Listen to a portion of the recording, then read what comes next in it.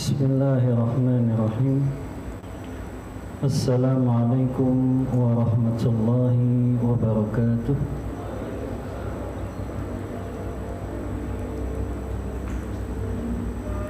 Innal hamdalillah hamdan katsiran thayyiban mubarakan fi kama yuhibbu rabbuna wa yarda. Wa asyhadu an la ilaha illallah wahdahu la syarika lah. Wa asyhadu anna Muhammadan abduhu wa rasuluh.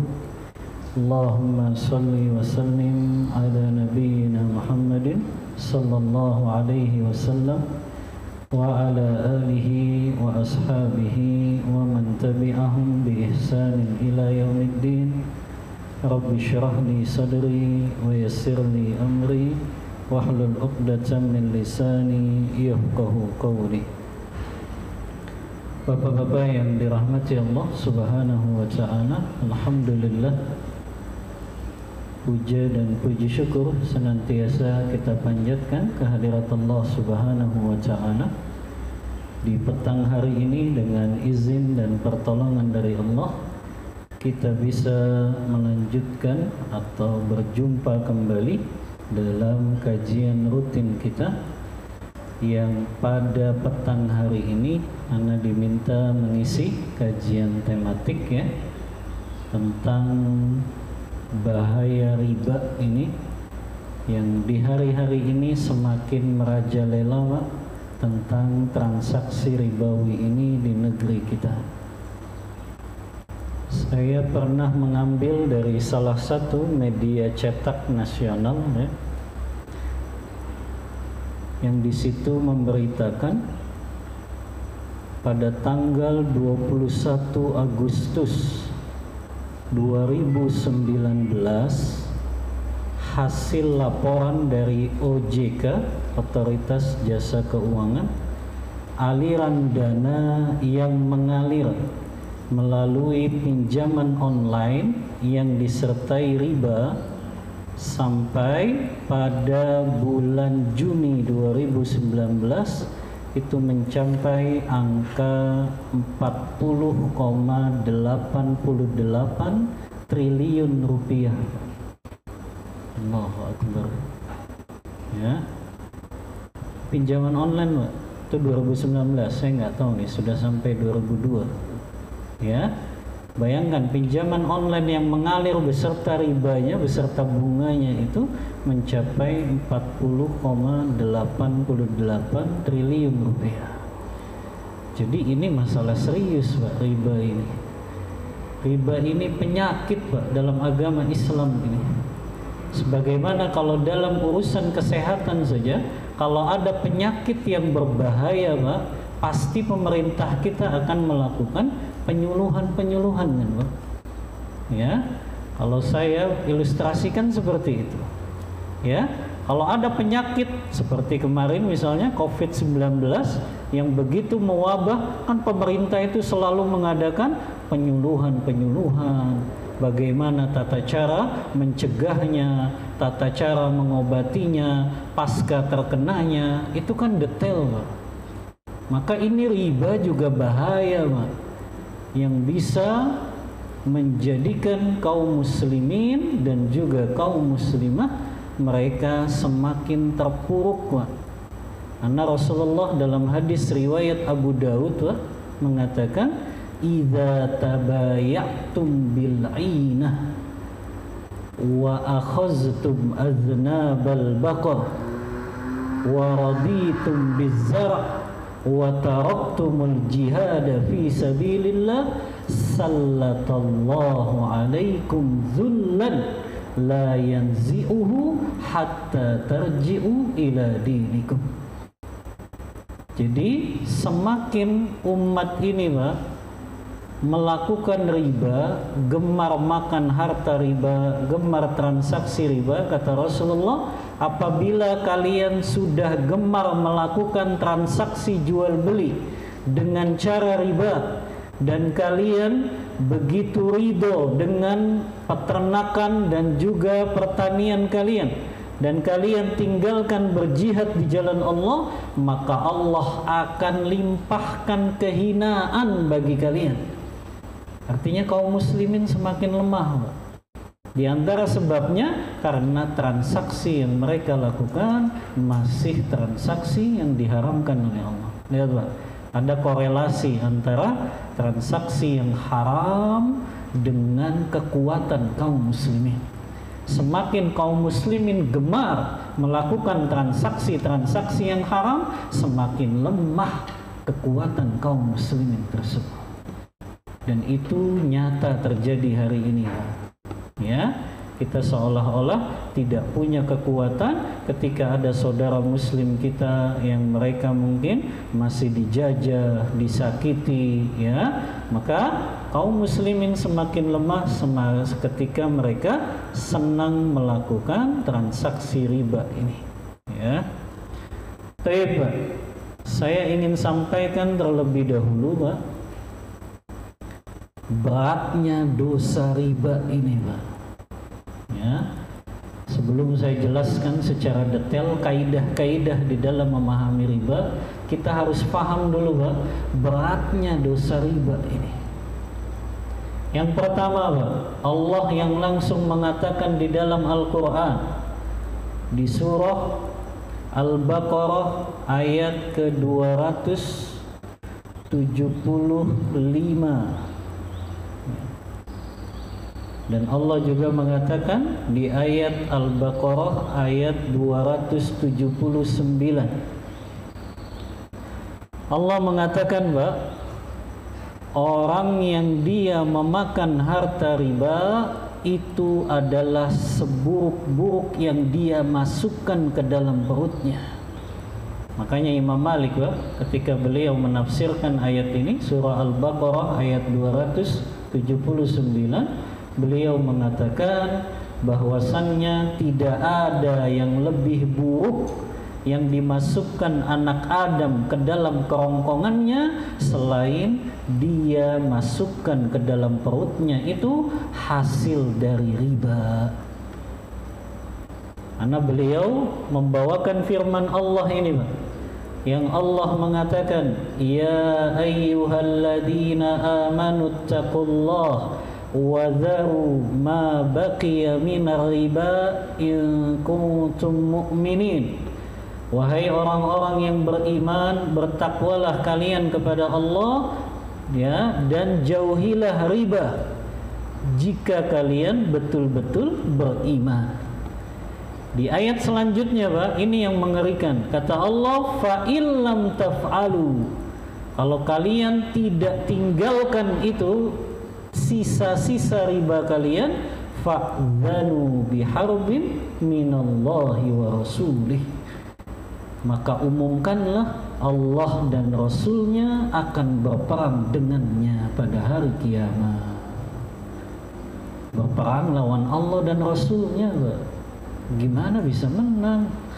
Allah dan Rasulnya ditantang berperang pada hari kiamat, ya.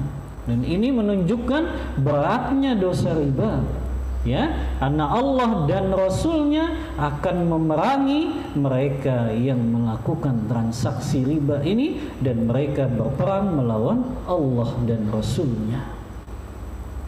Ini yang pertama, Pak, ya. Allah dan Rasulnya akan berperang melawan para pelaku riba pada hari kiamat nanti.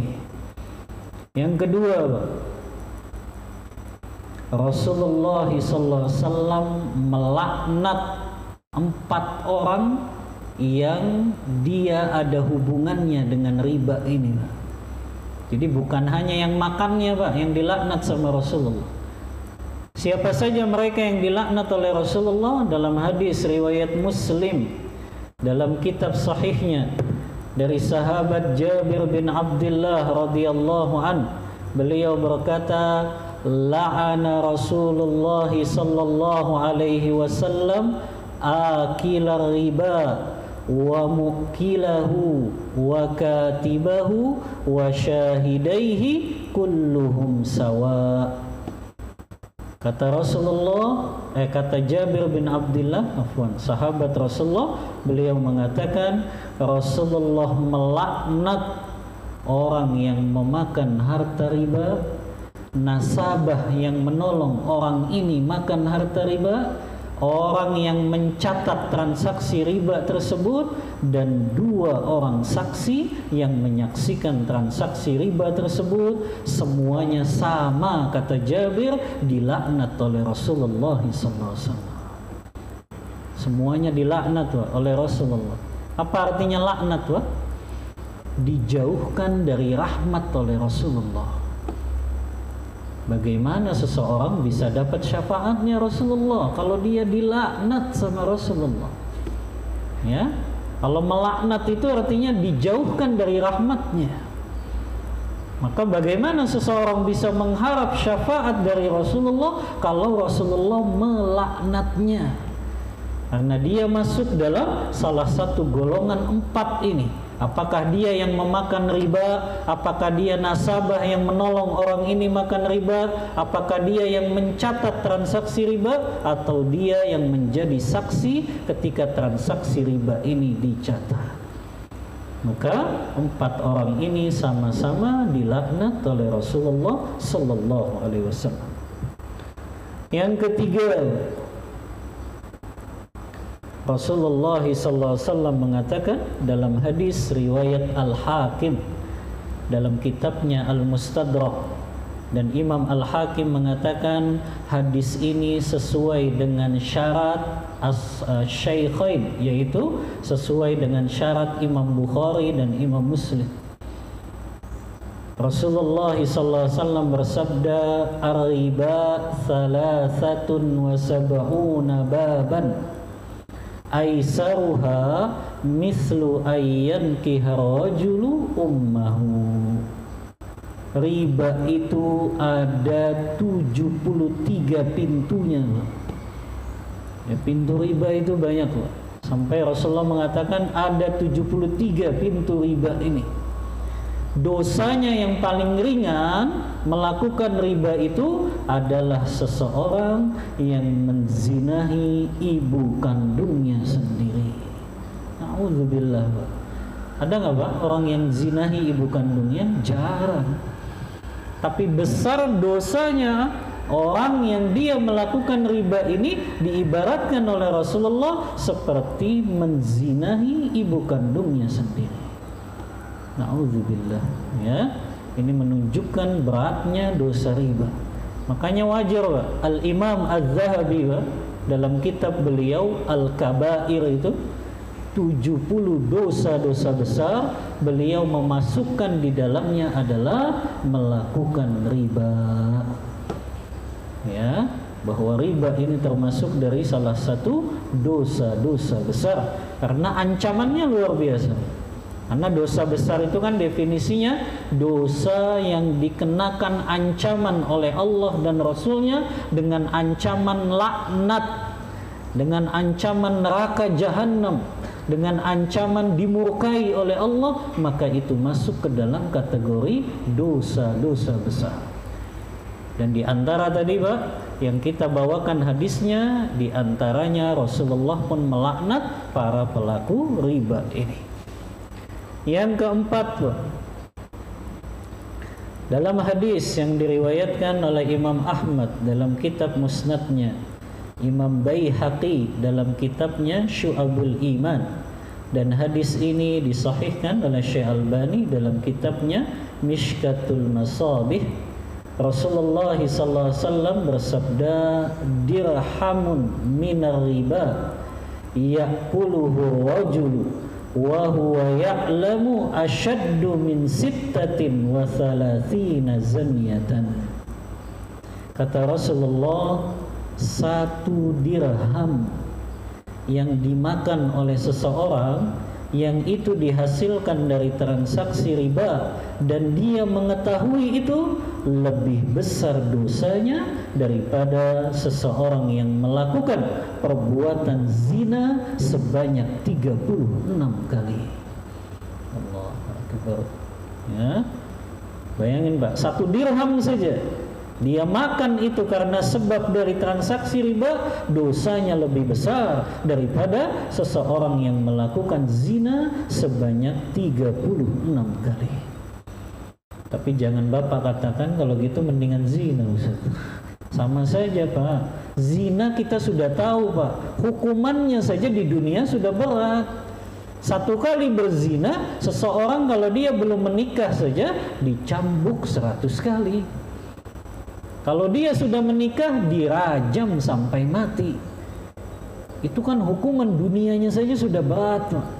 Tapi ternyata kata Rasulullah, ada yang lebih berat dosanya itu, yaitu seseorang makan 1 dirham saja yang dia hasilkan dari riba, itu melebihi dosanya orang yang melakukan zina sebanyak 36 kali.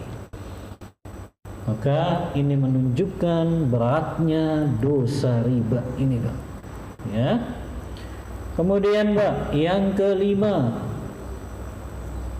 ini yang harus kita jaga Pak. Kenapa para asatizah senantiasa menyampaikan beratnya dosa riba ini? Kita harus melawan transaksi riba ini karena efeknya bukan orang yang melakukan saja Pak. Efeknya itu secara sosial ya. Di antaranya Pak, Rasulullah SAW menyebutkan efeknya ini. Kata Rasulullah dalam hadis yang diriwayatkan oleh Imam Al-Hakim dalam kitabnya Al-Mustadrak. Hadis ini dihasankan oleh Syekh Albani. Imam Zahabi mengatakan hadis ini sahih. Rasulullah SAW mengatakan, "Idza dhahara zina wa riba fi qaryatin faqad ahallu bi anfusihim adzaballah."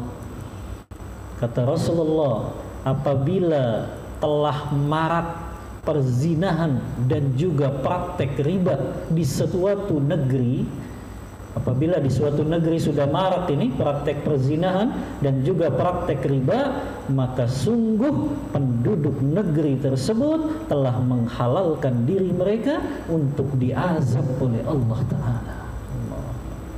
Jadi bukan hanya pelakunya Pak, kita yang diam ini. Ketika kita diam, orang-orang melakukan transaksi riba, itu bisa kena efek azabnya juga. Karena kita membiarkan kemunkaran tersebut. Makanya kita harus dengan jelas ya menyampaikan kepada kaum muslimin dan muslimah tentang bahaya riba ini. Ini efeknya Pak, efek dari Allah Ta'ala turunnya azab. Belum efek secara sosial masyarakat Pak, yang langsung dirasakan dampaknya oleh fakir miskin Pak. Bapak tahu kan kaidahnya, sebab utama terjadinya inflasi Pak, karena sebab riba merajalela. Itu sebab utamanya Pak. Sebab utama terjadinya inflasi, riba merajalela. Ketika inflasi terjadi, apa yang terjadi Pak pada mata uang kita? Nilainya turun. Ketika mata uang kita semakin turun nilainya, siapa yang paling menderita Pak? Fakir miskin kita Pak. Ini yang harus kita pikirkan. Anda selalu mengatakan kita nggak kasihan tuh sama tukang beca, tukang sampah Pak. Ya, berapa penghasilan mereka sehari Pak? Ada yang cuma 50.000, 100.000. Ketika mereka belikan, daya beli mata uang kita semakin turun. Ya. Makanya di antara bahaya riba ini Pak, itu sebab utama yang menjadikan inflasi di suatu negeri yang akhirnya daya beli mata uang kita semakin turun. Maka orang-orang yang melakukan riba Pak, sama saja dia menambah penderitaan kaum fakir miskin kita. Makanya Pak, omong kosong kalau orang bilang peduli kepada fakir miskin tapi transaksinya masih riba. Secara tidak langsung sama saja dia menambahkan penderitaan kepada kaum fakir miskin.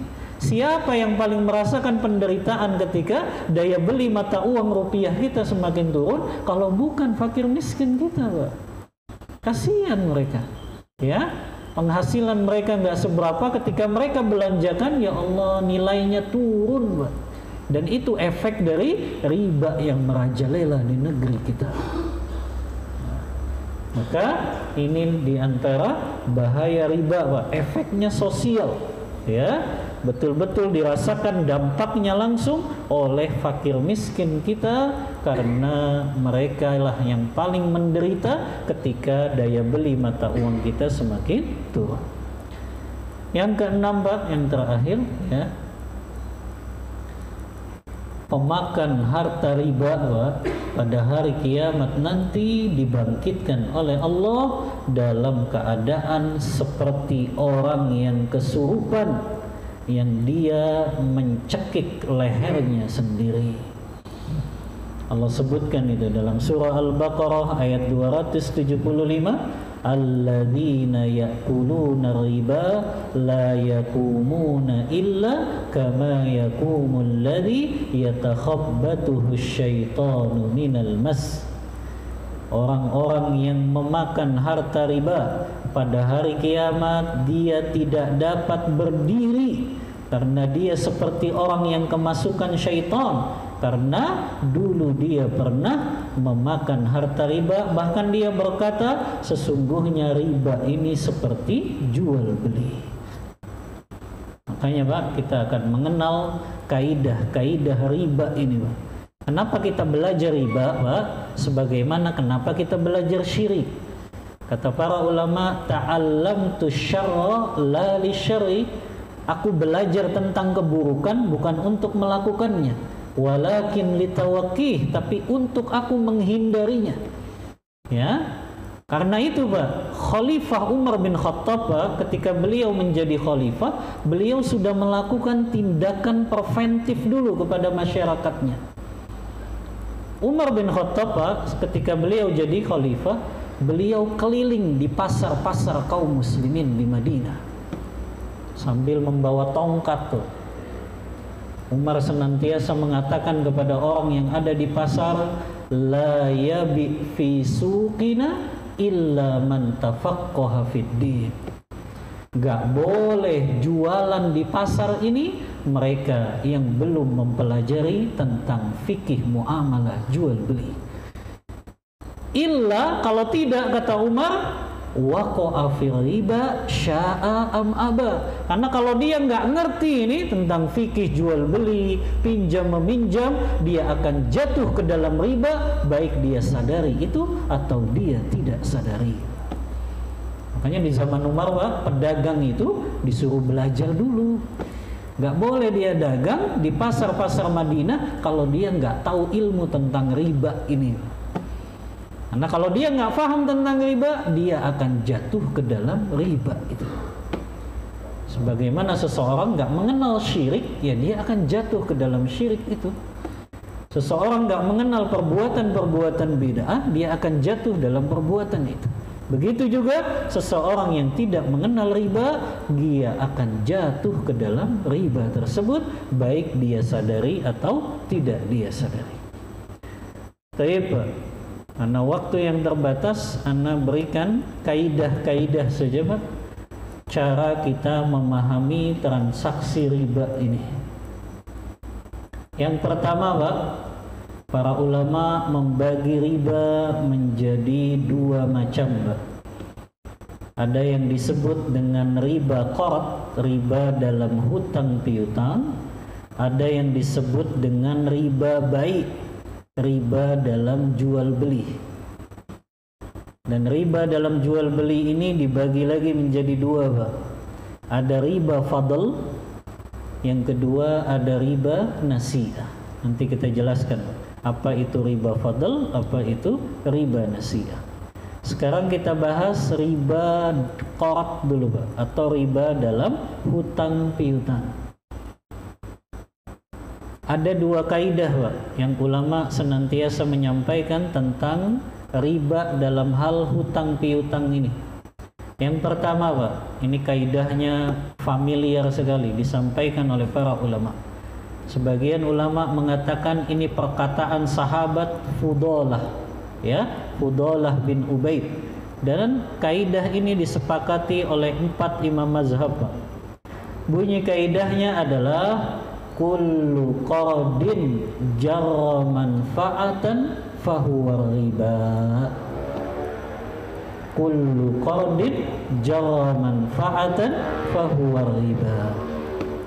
setiap pinjaman, Pak, ingat Pak ya, setiap pinjaman yang pinjaman itu mendatangkan keuntungan atau manfaat bagi si pemberi pinjaman, maka itu jatuh ke dalam riba.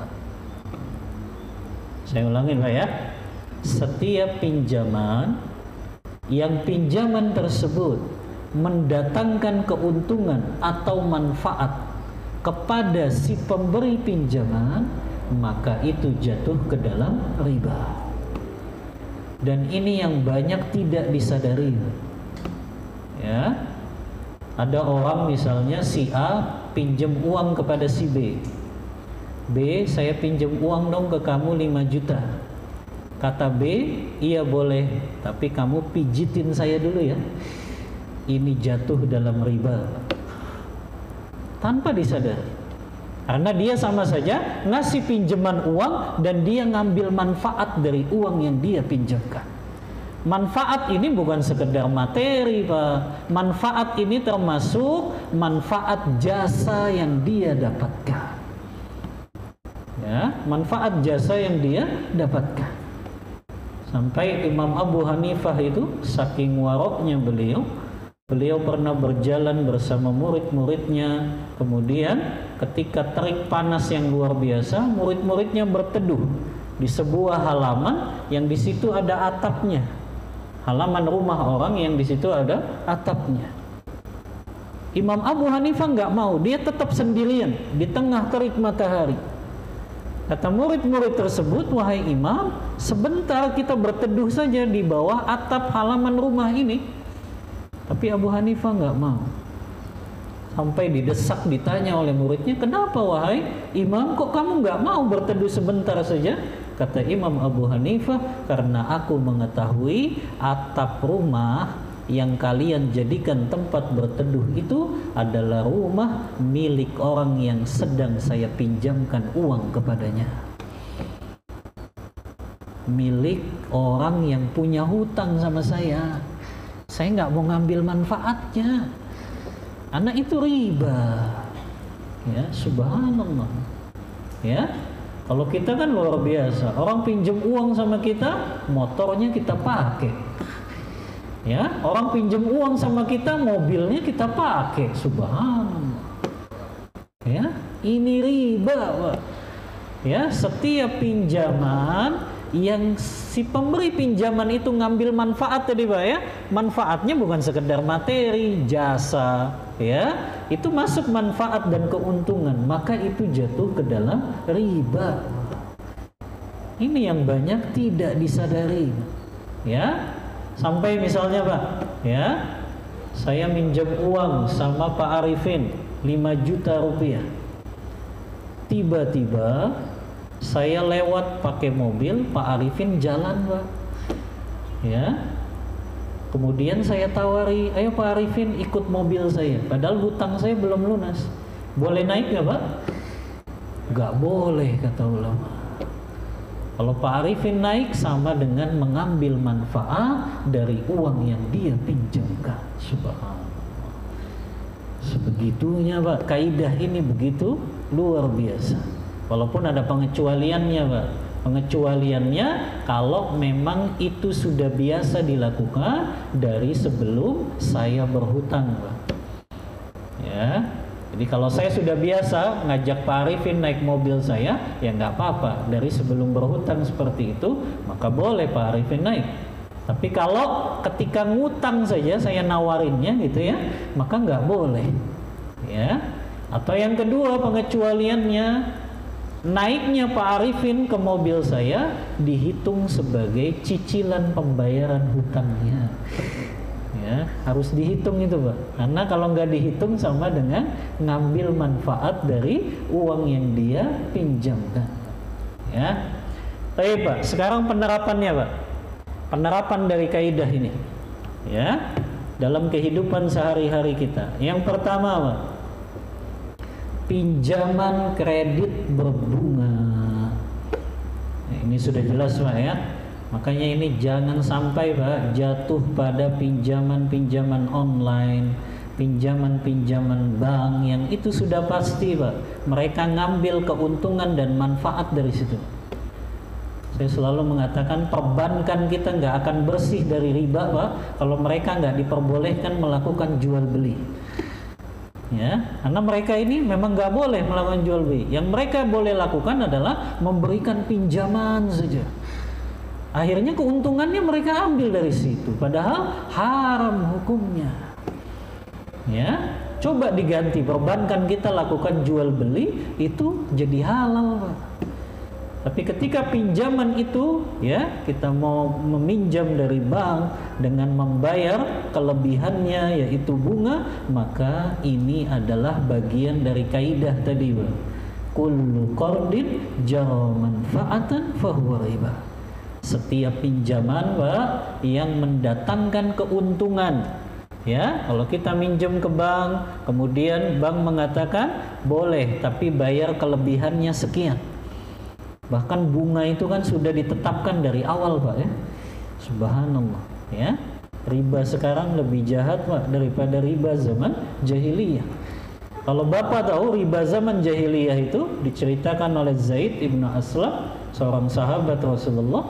Riba di zaman jahiliyah itu Pak, kalau ada orang pinjam uang, kemudian mereka nggak netapin ribanya dari awal Pak. Enggak. Kalau ada orang pinjam uang, dia kasih, misalnya si A pinjam uang ke B 10 juta. Ternyata ditetapkan jatuh temponya Pak. Ketika jatuh tempo si A nggak bisa bayar. Baru orang Arab jahiliyah itu mengatakan, ataqdi am turbi. Kamu mau bayar sekarang atau saya kasih jangka waktu yang lebih panjang, tapi utangmu jadi bertambah. Itu riba jahiliyah tuh kayak gitu. Tapi riba kita zaman sekarang sudah dari awal transaksi sudah ditentukan ribanya. Ya. Sekian persen ya, gitu ya. Kalau kamu minjemnya sekian berarti bunganya sekian persen gitu. Ya. Dan muncul syubhat Pak di zaman sekarang yang mengatakan bunga itu tidak bisa disamakan dengan riba. Ya. Bagaimana ini tidak bisa disamakan Pak? Ini sudah jadi keputusan para ulama internasional Pak. Ya, maka ini untuk menjawab syubhat-syubhat ini. Ya, di antaranya Pak, Al-Majma' Al-Fiqhi Al-Islami Pak. Ini forum ulama fikih sedunia Pak. Ini forum internasional ulama yang mereka berkumpul di Mekkah Al-Mukarramah tahun 1986 dan mereka mengeluarkan fatwa Pak, Al-Majma' Al-Fiqhi Al-Islami ini di bawah organisasi konferensi Islam, di bawah Rabitatul Alam Al-Islami. Mereka mengeluarkan fatwa yang menyatakan setiap sistem perbankan yang di situ ada bunganya, maka itu adalah riba. Setiap sistem perbankan yang berbunga Pak, maka itu adalah riba. Ini forum ulama internasional Pak. Forum ulama fikih sedunia. Ya. MUI kan juga sudah memutuskan Pak. Ya. Saya cari-cari di fatwanya Dewan Syariah Nasional, ternyata mereka juga mengeluarkan fatwa tahun 2003, fatwanya keluar. Fatwa MUI tentang sistem bank yang berbunga maka itu masuk ke dalam riba. Ya. Jadi syubhat-syubhat yang mengatakan bunga itu tidak riba Pak, itu tidak bisa diterima Pak, karena fatwa ulama internasional yang mereka lebih kuat tentu secara keputusannya karena mereka adalah kumpulan ulama internasional. Ya. Baik, ini yang pertama Pak ya, pinjaman kredit berbunga. Pokoknya setiap pinjaman apapun Pak yang di situ ada bunganya, maka itu masuk dalam kaidah ini, itu jatuh ke dalam perbuatan riba. Ya. Yang kedua Pak, penerapan kaidah setiap pinjaman yang mendatangkan keuntungan atau manfaat kepada si pemberi pinjaman. Kaidah ini juga jatuh dalam penerapan sehari-hari Pak, yaitu memanfaatkan barang gadai. Jadi barang gadai itu nggak boleh dimanfaatkan Pak.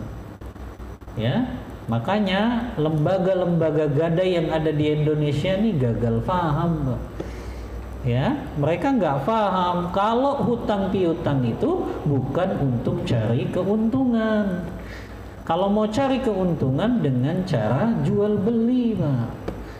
Ya, karena asas seseorang memberikan hutang itu ya untuk menolong, bukan untuk cari keuntungan duniawi. Kan sudah kita jelaskan, Pak, ya, dalam adab hutang piutang.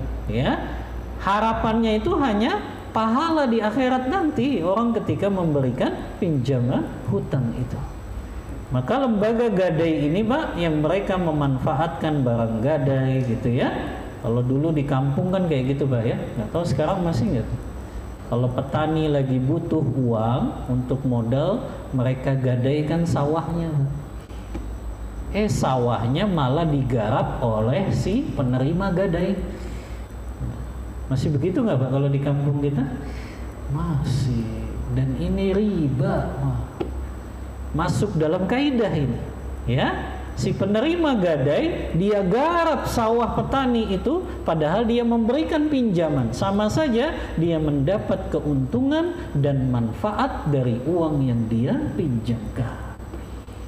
Dan ini masuk dalam kaidah ini, Pak. Kullu qardin jara manfaatan fahuwa riba. Setiap pinjaman yang mendatangkan keuntungan atau manfaat kepada si pemberi pinjaman maka jatuh ke dalam riba. Makanya, Pak, ini kan biasanya gitu juga nih. Ada orang pinjam uang kepada seseorang, udah motornya kamu pakai aja ini. Walaupun orang yang menggadaikannya ridho, Pak, tetap haram hukumnya si penerima gadai memanfaatkan barang tersebut. Ada orang gadaiin mobil, Pak, pinjam uang ke kita 50 juta, nggak boleh mobilnya dipakai, Pak, kecuali untuk manasin aja. Ya, karena kita khawatir kalau nggak dipanas-panasin rusak nanti akinya. Nggak tahu antum orang otomotif, kalau mobil itu nggak digerakkan rodanya itu akan rusak. Nah, gimana Pak Bas? Hah? Kenapa? Tergantung berapa lama. Berapa lama kira-kira? Kalau rodanya nggak bergerak dia akan rusak berapa lama tuh? Hah? Hah? Gimana? Hah? Paling aki aja ya? Iya, maksudnya kalau memang rodanya itu akan rusak, ya nggak apa-apa dia buat keliling supaya rodanya nggak rusak saja gitu. Ya, karena khawatir seperti itu dalam otomotif, kan antum lebih tahu. Ya, makanya kalau memang ternyata rodanya itu nggak rusak kalau didiamkan saja, ya sudah berarti cukup dipanasi saja gitu. Ya, supaya tadi tidak rusak mobil yang dia gadaikan tersebut. Itu, Pak, ya. Jadi memanfaatkan barang gadai masuk dalam kaidah ini. Yang ketiga, Pak, yang masuk dalam kaidah ini, setiap pinjaman yang mendatangkan keuntungan dan manfaat kepada si pemberi pinjaman jatuh kepada riba, yaitu menerima hadiah saat hutang orang itu belum dilunasi. Jadi nggak boleh, Pak, ya, kita nerima hadiah dari seseorang kalau hutangnya belum dilunasi. Contoh, Pak, si A berhutang kepada B 50 juta, baru nyicil 5 kali, ya, sebanyak 25 juta, ternyata si A ngasih hadiah kepada B. Boleh nggak hadiah ini diterima, Pak? Padahal A masih punya hutang kepada B. Nah, hukum asalnya nggak boleh, Pak. Karena kalau B menerima hadiah dari A sementara hutangnya belum lunas, maka itu bisa jatuh ke dalam riba. Kecuali dua, Pak. Itu sudah terbiasa dari sebelum A berhutang kepada si B. Yang kedua, sama, Pak. Hadiah itu dihitung sebagai cicilan pembayaran hutangnya.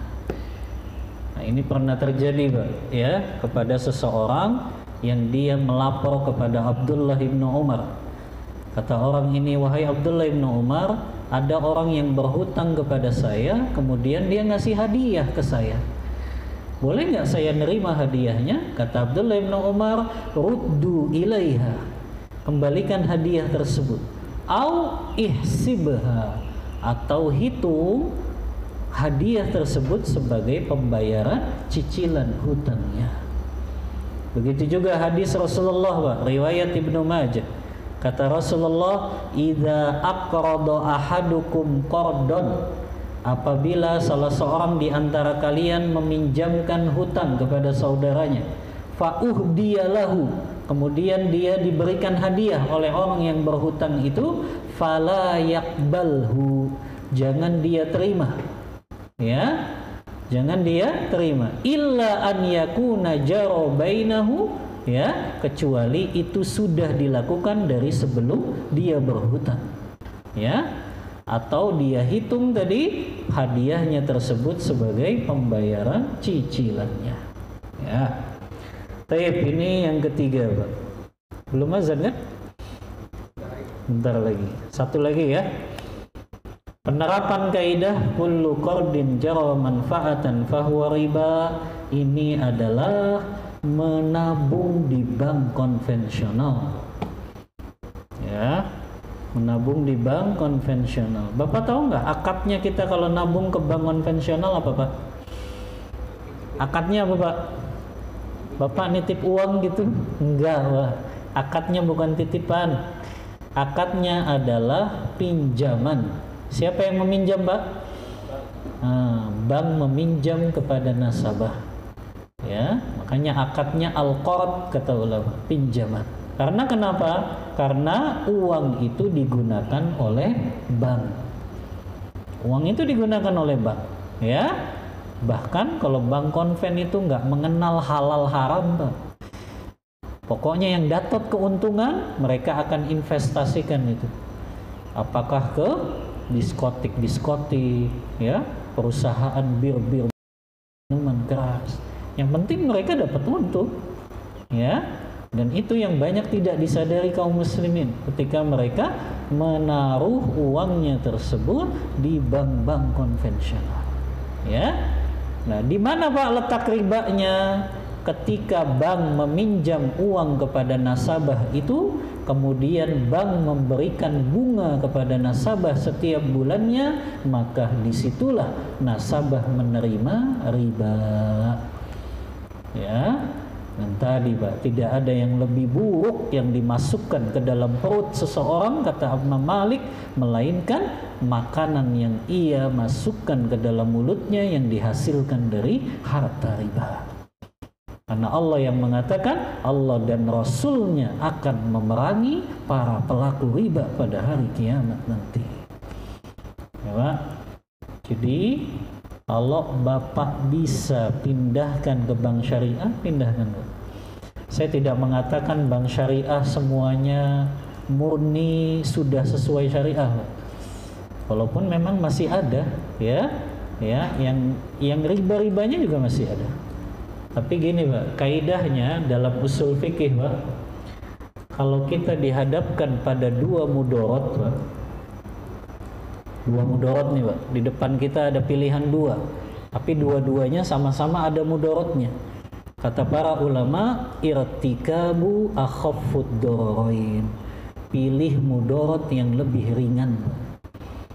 Ya, Bapak dihadapkan bank konven, bank syariah, betul, Pak. Yang satu masih riba, yang satu mungkin ribanya masih ada, ya, tapi mungkin nggak sebanyak yang satu gitu. Jadi kita pilih yang mudorotnya lebih kecil, lebih ringan, yaitu bank syariah, ya. Kecuali Bapak memang gajinya di bank konven, ya. Kalau memang gajinya di bank konven, ya nggak apa-apa, Pak. Bapak harus punya rekening itu memang, ya. Tapi langsung diambil, Pak, uangnya, ya, dan dipindahkan kepada bank syariah. Itu lebih aman, Pak, ya, karena kita takut ada bunga yang masuk tuh, ya. Yang bunga masuk itu kalau ternyata kita gunakan untuk memberikan nafkah kepada istri dan anak kita khawatir Pak, itu punya pengaruh Pak, kepada perilaku akhlak istri dan anak-anak kita, karena mereka diberikan makan dari sesuatu yang diharamkan oleh Allah. Sudah azan ya? Baik, kita break dulu Pak. Insyaallah kita bahas tentang riba jual beli setelah salat maghrib. Wallahu ta'ala a'lam bissawab. Wa sallallahu ala nabiyyina Muhammadin wa ala alihi wa sahbihi wasallam. Kita lanjutkan kembali kajian kita, masih membahas tentang bahaya riba ini dalam kehidupan manusia. Kita telah membahas kaidah pertama dalam masalah riba dain. Riba dalam hal hutang piutang, pinjam meminjam. Kita akan lanjutkan dengan kaidah yang kedua. Kaidah yang kedua dalam masalah riba al-qard ini, riba dalam hal hutang piutang. Kalau tadi kaidah pertama kullu qardin jara manfaatan fahuwa riba, setiap pinjaman yang mendatangkan keuntungan atau manfaat kepada si pemberi pinjaman adalah riba. Maka kaidah yang kedua kata para ulama, az-ziyadatu fid daini muqabilal ajali fahuwa riba.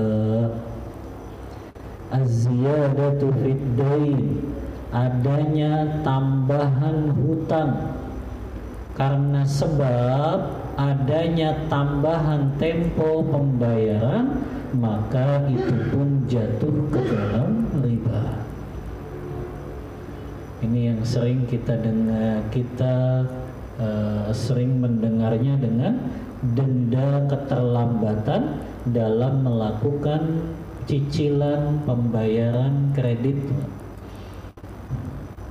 Jadi ini kaidah penerapannya Bang. Orang yang dia ketika melakukan jual beli kredit, kemudian dia bayar cicilannya maksimal tanggal 10. Lewat dari tanggal 10 maka dia dikenai denda keterlambatan.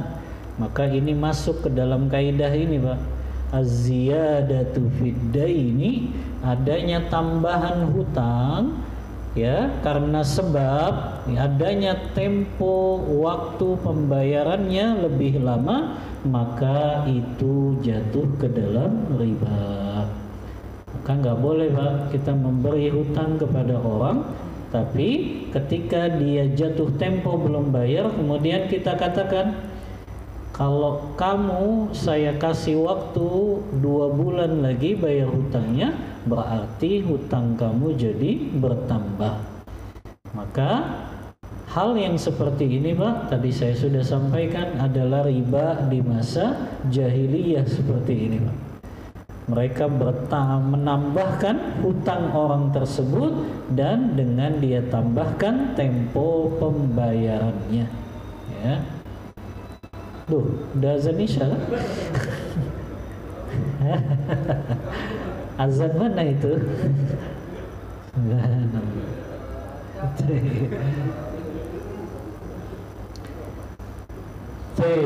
Dan ini yang berlaku juga Pak ya, ketika kita melakukan pembiayaan dari bank kan seperti ini Pak ya.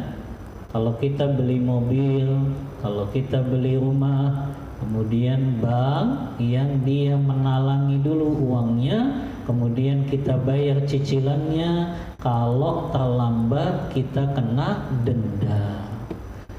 Dan disitulah Pak ribanya ya. Kalau kita setiap melakukan cicilan kemudian dikenakan denda, maka itu jatuh ke dalam riba. Ya, ada orang yang mungkin dia membela dengan katakan, yang penting kan saya nggak terlambat bayarnya, misalnya. Gitu ya. Bukan masalah yang penting nggak terlambatnya, Pak. Masalahnya dia sudah setuju melakukan transaksi riba itu. Dia sudah tanda tangan. Ya, ketika dia sudah tanda tangan berarti dia ridho dengan transaksi riba itu. Padahal Allah mengatakan wa ahallallahu al-bai'a wa harrama riba.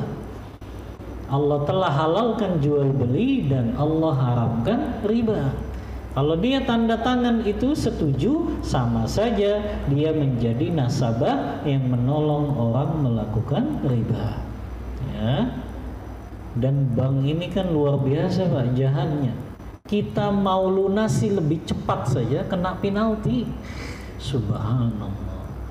Ini kan luar biasa Pak. Otaknya tuh sudah otak riba sekali gitu. Orang kita mau cepat lunasin kok malah kena penalti, kan aneh Pak. Ya, padahal harusnya kan senang dia utangnya lebih cepat. Tapi karena dia gunakan ya dengan kalkulasi riba Pak, semakin cepat bayarnya maka semakin kecil keuntungan mereka. Gitu kan? Tapi semakin lama bayarnya semakin besar justru keuntungan yang mereka dapatkan. Ya, itulah kenapa Pak, ya, syariat Islam ini memerangi riba. Karena ini kezoliman Pak. Ya, kezoliman kepada orang yang dia dikenakan riba ini. Ya, bayangin kalau lancar dia kena bunga, kalau telat dia kena denda, kalau macet disita paksa, dan dipercepat pun kena penalti. Subhanallah, gimana nggak jahat nih Pak riba ini? Ya, jadi kalau lancar kena bunga, kalau telat kena denda, kalau macet malah disita paksa, diambil, dan orang itu nggak dapat apa-apa. Kemudian ketika dipercepat pun mereka kena penalti pembayaran. Dan anehnya orang itu mau aja gitu Pak. Ya, itu kan yang aneh gitu ya. Sudah tahu jahatnya riba seperti ini, tapi dia mau melakukan hal tersebut. Ya, ini kaidah yang kedua Pak. Ya, setiap adanya tambahan dalam hutang karena adanya tambahan waktu tempo pembayaran, maka itu jatuh ke dalam riba. Ya. Ini kaidah-kaidah dalam kita memahami riba dalam masalah hutang. Ya, kita baru mau bahas riba dalam jual beli, Pak. Tapi nggak tahu gimana nih, cukup nggak waktunya? Banyak nggak Pak yang nanya? Hah? Mau banyak yang nanya nggak? Hah? Banyak. Kalau banyak ya saya cukupkan berarti sekarang. Hah? Coba tunjuk tangan Pak yang mau nanya. 1, 2. Aduh, mati. Waduh. Taib. Berarti cukup ya, riba dain aja dulu. Taib. Nanti berarti riba jual belinya kapan-kapan kita bahas. Taib, ana cukupkan untuk kaidah dalam riba hutang piutang. Wallahu ta'ala a'lam bissawab. Taib. Yang terakhir Bapak-bapak sebelum kita tutup ya, berkenaan dengan riba ini Bapak-bapak, saya selalu katakan Allah mengatakan Pak, yamhaqullahu riba wa yurbis shadaqah.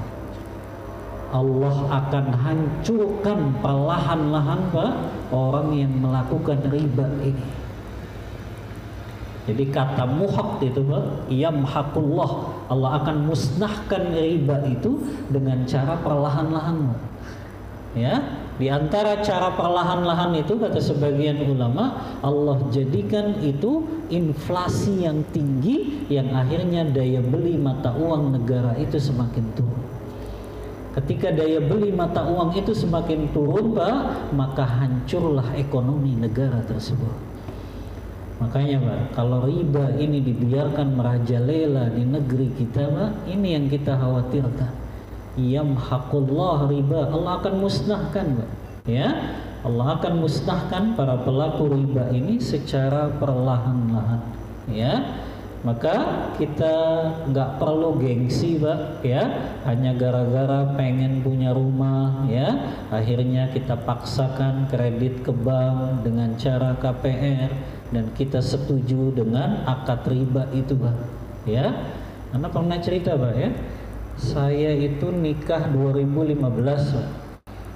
Saya baru punya rumah 2022. 7 tahun saya ngontrak, Pak. Karena saya sudah sepakat sama istri, kita nggak akan jatuh ke dalam riba-riba. Istri saya dokter, Pak, lulusan Fakultas Kedokteran Unpad, tapi rela tinggalnya di kontrakan gitu loh. Ya, biasa saja kita jalani perlahan-lahan, ya. Kita nabung sendiri sampai dengan izin Allah, Allah mudahkan untuk bisa beli rumah. Kadang kita ini kan kurang sabar saja, Pak. Kalau kita sabar, Pak, ya, minta pertolongan Allah, nabung sendiri, insya Allah bisa, ya. Makanya saya ingin membantah itu orang yang mengatakan kalau nggak kredit sama bank mana punya rumah kita, kalau nggak kredit sama bank mana punya mobil kita. Enggak, Pak. Saya sudah buktikan, Pak. Terus saya beli mobil second, Pak. Saya beli motor second, ya. Yang penting saya bisa beli cash, itu aja. Ya, insya Allah lebih mulia dengan cara nabung sendiri saja, Pak. Sabar, minta pertolongan Allah, itu lebih mulia daripada udah kredit riba lagi, Pak. Ya, kita mendapat dosanya. Ya, baik, ini, Pak, sebagai ikhtitam, mohon maaf, Pak, bila ada kata-kata yang kurang berkenan. Wallahu ta'ala a'lam bissawab, wa sallallahu ala nabiyyina Muhammadin wa ala alihi wa sahbihi wasallam. Kita tutup kajian kita dengan membaca doa kafaratul majlis. Subhanakallahumma wa bihamdika asyhadu an la ilaha illa anta astaghfiruka wa atubu ilaik. Walhamdulillahi rabbil alamin. Wassalamu alaikum warahmatullahi wabarakatuh.